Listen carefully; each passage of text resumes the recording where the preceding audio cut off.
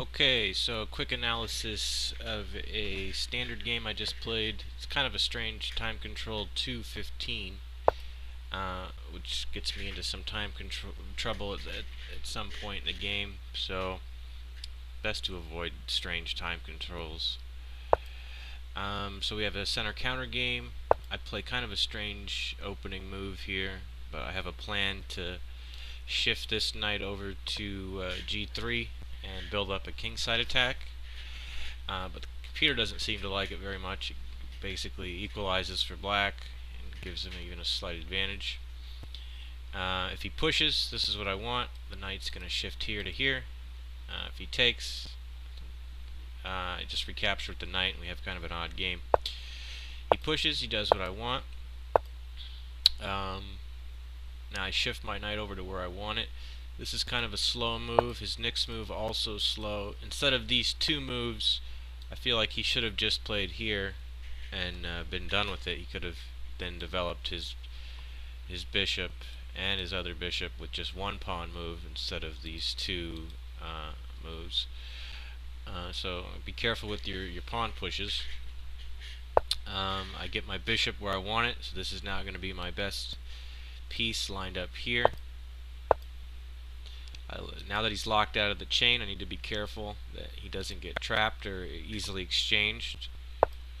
This is what he kind of wants to do now, is maybe bring the knight here, and now the bishop is going to be exchanged. My good, not necessarily good bishop, but the best piece, in my opinion, on the board for this knight. So I just get ready to defend the bishop if need be, to drop him back. Alright, so he goes for this move. This is not a good move. I didn't think it was. Computer doesn't like it either, because it's going to eventually lead to a tempo gainer on here. At first he might seem to have gained a tempo here, but he ends up losing the tempo battle because he's going to have to move the knight back to where it was, and I get this move in. Now here, I guess either way is good. Computer seems to like them both.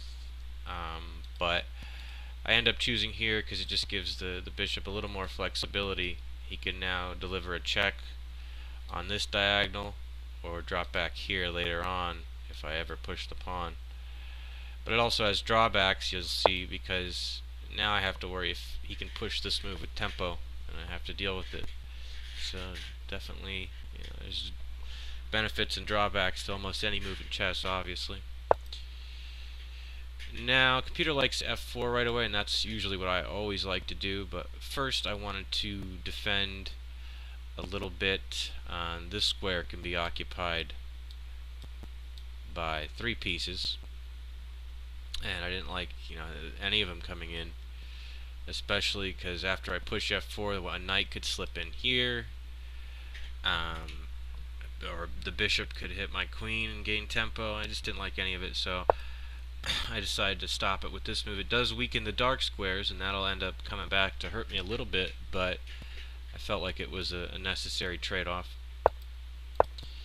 So now I gain my tempo back. I'm up a little more than half a point here, and I'm really liking my position. Develop naturally.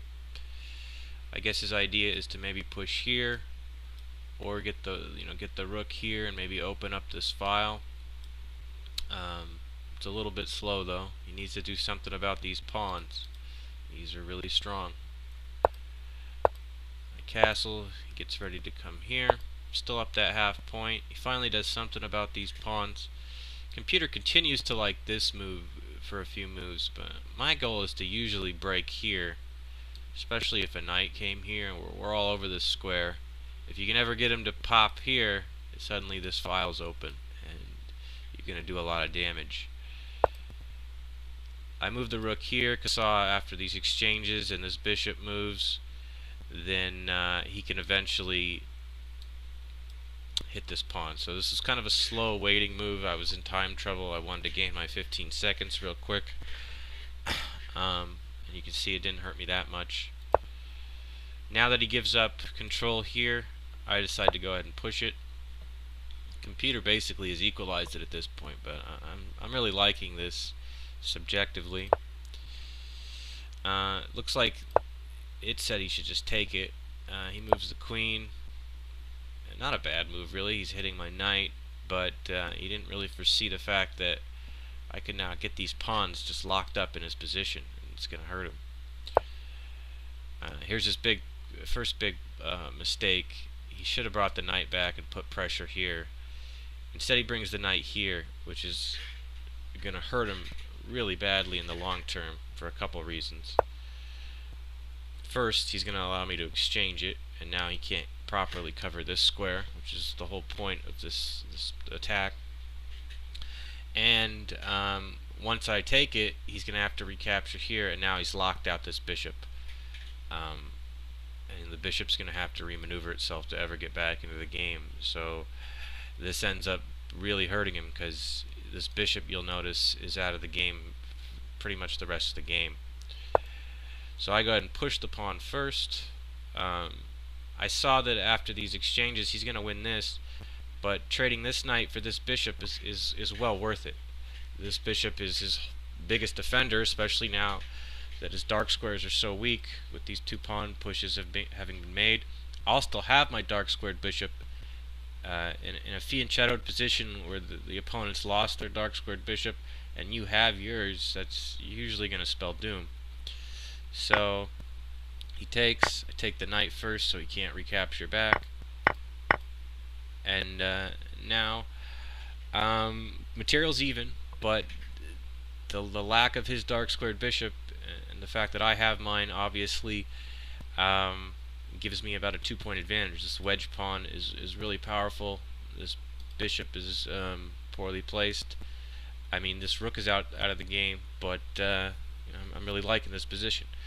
Tactically now, obviously my whole idea is to just get the queen here and deliver mate, and that's going to cost him a lot of resources to deal with, both psychologically, in terms of time, in terms of material, in terms of position. Everything now needs to be focused on dealing with this threat, and that usually gives you a pretty big advantage when all your opponent's resources have to be focused on one thing. If you're not focused on it, you're definitely going to lose. So he does the right thing and senses the danger, and so he's all over it. He's a good player. He's 2100. So I don't have a lot of time. I go for just a straightforward attack to get to this square. He puts the queen here.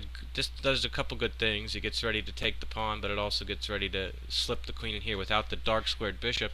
The only way to really defend here is to get that queen in there. And maybe you could get the knight here or here, but he's a long way off.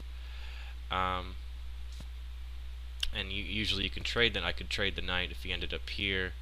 Getting him here is really difficult. So he realizes the only way to really defend this position is to probably get the queen back here, and he's right. So I play here. Obviously the main goal is to defend this pawn, but you want to get this knight involved too somehow. The computer really likes the knight here. I really have 4 options for that knight. Putting the knight here would have been good as well, because the knight's really well placed here, even though he could be exchanged, which is a problem. But the knight here is powerful. It defends the pawn, and it gets ready to slip in here, delivering check or even defending an attack. He'll end up getting there anyway, and that'll be the linchpin that helps me win the game. If here it leads to an interesting line, notice he can't just, he's attacked twice, but he can't just take it, because now that the pawn is defended, I can get my queen in here and just deliver mate. He'd have to sack his queen for the pawn, and that'd be bad. So his only move is to get this rook out, and then the computer really likes this long line here. He didn't even have to play a strange move like this. I'm not sure he'd have found that. But in a time pressured game, it's hard to make that sacrifice without being certain you're gonna win. But it does look pretty good here. I'm either gonna mate him or get this pawn here eventually, or win his queen somehow. Even though this rook's out of the game, his bishop's kind of out of the game, and his dark squares are just too weak. So you can see it's a pretty good advantage for for white. But I don't know. I don't see that line at all really. So I go ahead and go for this move. I can see that again. This square is one I like to focus on. Especially that's the whole point of the opening, is getting your knights to converge on this square, and it's hard for him to ever take it. Notice if I moved it here right away and he took it, he opens up this file again, and then queen check and just mate on g7. So it's a good plan, I think. It comes with tempo. Now his only idea is to come back here and protect the mate. So I could have done a few things here, but I decided to just check. Again, there's time trouble. So now I'm only up half point, but I really like the position. These guys are a little out of play, but you know, so is his bishop, and I'm the one with all the attacking shots, really, with the knight and pawn deep in his territory, and his complete lack of dark square control. Queen here, I don't know if it's the best move, but the idea is to take advantage of one of these squares, maybe line up an attack here. Getting on this diagonal is good too. You're hitting here, you're hitting a rook. But my plan now is to move the knight, if I can, here, and then this will open up this diagonal for the bishop, or open up the file for the queen. So one of those two things is the plan. I thought this move was good when he made it, but it wasn't the best move. He needed to get this bishop in. So maybe first the rook and then the bishop, so the rook's connected, but you can see this long-term disadvantage really came back to hurt him. His lack of dark-squared bishop and his poorly positioned light-squared bishop. And now my pieces are finally ready to come alive, especially this dark-squared bishop. So he comes here, but this allows me to immediately pin it. Now he gets ready to, he wants to try to win this, but it's a little too slow. Now I get my queen where I want it. Here would have been okay too, I think, defending the pawn, lined up with the king. But now I'm putting a lot of pressure on this bishop. If he ever lets me take it, he's in a lot of trouble. Now here's the crux of the position now. Here, this is tough to learn in chess, but you can't. Sometimes you really want to break the tension. He felt so much tension here, and he wanted it broken. But the computer recommends this slow bishop move, just being patient, because there's nothing devastating yet. But he saw that I was threatening to win the knight, but not really, because he's on this knight. This knight's doing a very important thing. Again, when he first made it, I thought it was good, because he's interfering with my plan. Better would have been to put the bishop here to deal with this knight, but this knight is interfering with my idea of getting the knight here, which is the whole point of the position now, because again, it opens up key diagonals and files, and defends the pawn, and gets ready for a big attack. So he should have been patient and just got his inactive piece into the game. Notice it's the only piece out of the game. But he goes ahead and does a move I thought he might, and he adds more pressure to this pawn. He wants to get rid of it.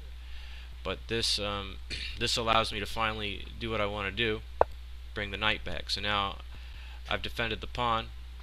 Notice he can't really still take it. He's on it twice and it's only defended once, but if he goes for the pawn, I'm eventually going to end up pinning whatever lands there in the end, and I got a rook on it as well, and I'll win it, and that'll be the game. And I had clearly seen that his knight moving away didn't really discover an attack, because this rook is well defended, the queen and rook. He goes ahead and takes it, I take, and now it's kind of a neat finish, because finally I get to take advantage of this diagonal. I get to bring the bishop in with tempo. He's going to have another tempo when he hits the king, and you know, that's what chess is all about, getting free moves. So both these bishop moves are free. He exchanges first, and now with my two free bishop moves, I'm way ahead in time, and I'm ready to mate him. And there's no way to stop the eventual mate here unless he gives up his queen. And giving up the queen here, it does kind of work out for him a little bit because he gets rid of all my attacking pieces. But it's just too much. It's too much material to give up the queen, especially with the way the position ends up. Those 2 points aren't like 2 pawns. They're everything. Queen versus 2 minor pieces. It's too hard. So he has to give it up. To his credit, he fights on, but you got to be accurate here. A guy like this who's continuing to fight, he's gonna look for all his resources. So this queen move was crucial, I think, because it forks this pawn and this square, which will lead to another fork of these 2 pieces. So you always need to stay on your toes, even when you have the position 1. He has to take the pawn, otherwise I would have taken and then queen the pawn pretty quickly, I think. Now the pieces are forked. I win one of them, and now it's definitely over, but he continues to fight on. I just need to be careful never to get forked, my queen and king. When he takes that, notice I line up the king diagonal of the knight. This makes it so he can't give a check in any less than 3 moves. So it's a good little trick to remember. And now my obviously plan is just to go queen this pawn.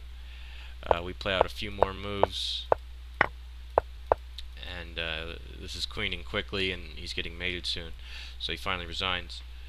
So just to go over the game again real quick, kind of an unorthodox opening, shifting both knights to the king side and having a bishop lined up against the king side. Everything is focused on a king side attack, especially with this eventual f pawn. So now we got a pawn, both knights, both bishops.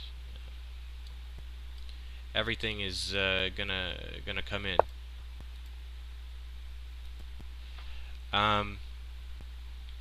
Knight here, natural move.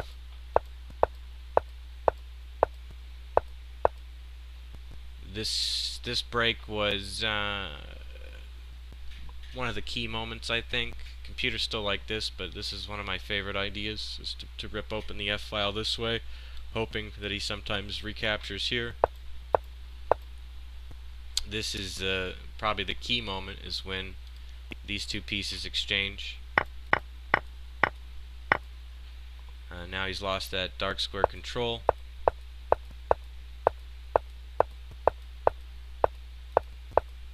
And then the other key moment is when he tries to break the tension instead of getting his piece into the game. He moves the knight away, and that ended up being too much. He allowed this knight to retreat and allow this square to be occupied by my bishop, which is kind of neat the way it sneaks there and gives an attack on the queen and then check, and ends up winning the game.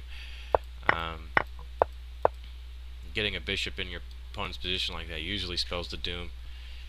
He's also defending this pawn, and he's limiting where that king can go. Even if the queen wasn't here, you could imagine my queen checking here and then getting to h8, delivering mate. So that was too much. And then at the end, the queen just forked the 2 minor pieces, and the game was over. So thanks for watching. I hope you enjoyed that.